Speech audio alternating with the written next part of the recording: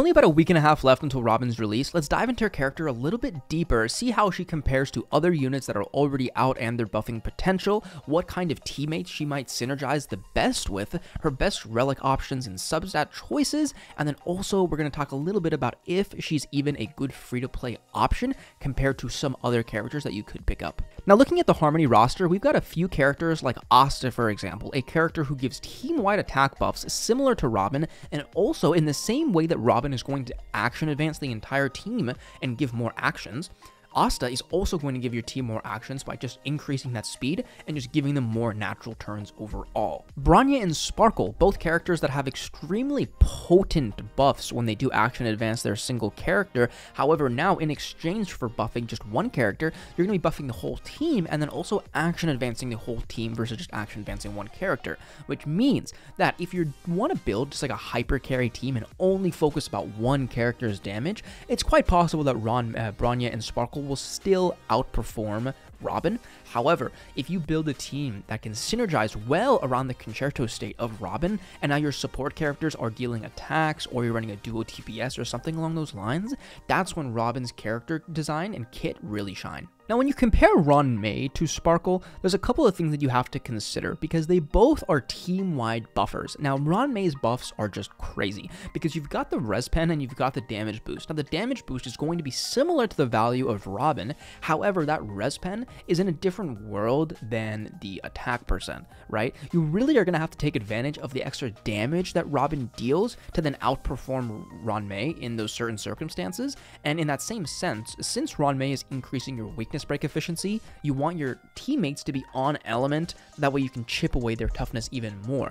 When it comes to Robin, you want to build your team in a similar mindset. However, instead of having characters that are going to be on element, you want characters to just deal attacks, right? You want Pelas, right? You want Astas, Hanyas, these kinds of support characters who are going to be dealing instances of attack and then taking advantage of the buffs that Robin will give you compared to a Ruan-Mei or a Sparkle. There's three teams that I think are going to excel with Robin, and I think that comes down to follow-up teams, obviously, dot teams, and break teams. Now, let's start with follow-up teams because this one's pretty straightforward, pretty obvious. When you're in the concerto state, every instance of attack you're going to be dealing is going to deal an extra amount of damage from Robin directly, so having characters that deal instances of attack or just have a high frequency of attack, so characters that are going to be dealing a ton of follow-ups, Ratio and Topaz specifically. Now, you've got other follow-up characters like a Jui, for example, Himiko. These characters are going to be launching a couple of follow-ups, but not nearly enough to really make that extra damage that you're getting out of Robin shine. So for that reason, I think this team is going to be extremely, extremely competitive, and I think that the Ratio Topaz team is going to be a lot more fun once Robin comes out. Dot teams is what I'm looking forward to quite a bit. Currently, if you do not have Ruan-Mei, the best option for a Harmony character to support a dot team is Asta, right? Because the extra speed is going to give you extra turns, build up Arcana faster, re-trigger Arcana faster, and also the team-wide attack buff is great for dot. Well, now Robin is going to come out and she's going to be giving similar damage buffs to Ruan-Mei. However, now in exchange for the extra res pen that you're going to be getting extra turns. And I think getting extra turns with dot is going to be pretty great because one of the problems with dot is that there's a lot of backloaded damage and you have to wait for your enemy's turns to come up to actually deal that damage, right? When you're using Kafka and Black Swan, I've played around with a couple of teams where you throw in Sparkle or Bronya to try to get extra turns out of Kafka, that way you can get more re-triggers of the Arcana. Now that Robin's coming out, you no longer have to deal with not buffing one of your other characters. You're going to still be able to buff Black Swan just the same, however now you're going to be able to get that extra turn with Kafka, which is going to be pretty crazy. Break teams are going to be getting quite a big buff with Robin coming out because the idea behind a break team is pretty much use your whole team, whittle down the toughness of the enemy, destroy him with a physical break, and there it is, done. Robin is going to enhance this entire team comp because now all of your teammates are going to be getting extra turns. So Silverwolf, extremely high toughness damage, great for break teams. You're now not only action advancing your Luca or your Boothilll in the future to get an extra turn, you're also advancing Silverwolf to then deal that extra toughness damage, right? So break teams, in my opinion, with Robin are just going to be crazy, especially because break teams are already focused around characters that only do attacks because you want to take down their toughness as much as possible. characters that only do skills and shoot their bows into the sky and don't actually do anything, those are not the characters that you want to use with either break teams or Robin. When it comes to Robin's relic choices, it's quite straightforward and simple, and I love that about Robin. Pretty much, just like Ting Yun, the more attack you get, the more you're going to be transferring over to your other characters. Now, there is diminishing returns, but there's not a cap like Ting Yun. So pretty much, the more attack you get on Robin, the more your damage you're going to be dealing, and the more attack you're going to be giving to your whole party. Now, when it comes to relic sets, pretty much doesn't matter. Just toss on some 2-piece attack, 2-piece attack, 2-piece speed, 2-piece attack. Irrelevant. The only substats that matter on Robin are going to be attack, HP defense, speed. That's it. Now, even speed is somewhat questionable because we're gonna have to wait for Robin to come out and really test her and play around with what place in the rotation is going to be her most optimal positioning. From what I've figured out so far, I mean, I have not looked too deeply into the leaks or gameplay of her already.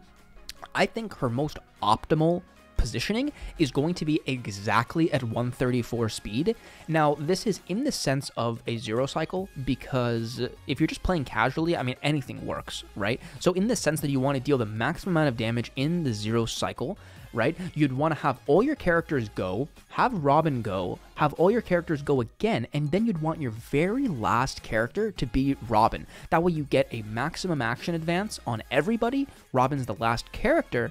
And the benefit of having her be 134 instead of just like minimum speed is that you want to have enough energy on Robin so you can always trigger your ult either every time she comes out of the concerto state or every other turn. So pretty much she's going to have a 1-turn ult or 2-turn ult in that sense. At the end of the day, do I recommend Robin to a free-to-play player? And the answer is absolutely yes. Now, she is going to be disgusting. I mean, when it comes to limited harmony characters, Ranmei, Sparkle, Robin, all of these characters are instant pickups in my opinion. There is no regret, no chance that you're going to think that you wanted to pull for something else. She's so unbelievably good. And when it comes to an early player and how Robin is going to benefit them, I think she's actually going to benefit them pretty much in the same way that Sparkle is with the extra skill points, same way that Ranmei is with the weakness break efficiency and like pseudo sustaining capabilities. And it comes down to a full action advance on your whole team means that now your healers and your sustains are also going to be getting extra turns. This is quite big because I've run into the situation where if your sustains are not very fast, it's hard to heal. And if you can't heal in between an action, like you've got the damage, you can kill aventurine. Problem is that you just can't survive his little one extra gamble turn. Robin is going to push up your healers, get you healthy, and help you survive. So I do think that there's some defensive capabilities with Robin built in. The fact that you can build her just purely off attack and you don't have to worry about any other stats, like you don't have to worry about any crit ratios, you're not transferring over your crit damage to her, you know, her attack is her attack, and her viability as a buffer for every single type of team is just unmatched. I mean, she works for follow-up teams, hyper carry teams, break teams, dot teams, I don't even know what other teams there are, but she is wonderful in every single category. So that's all I got for today. Join the Discord, like the video, comment, subscribe, and thanks for watching. Adios.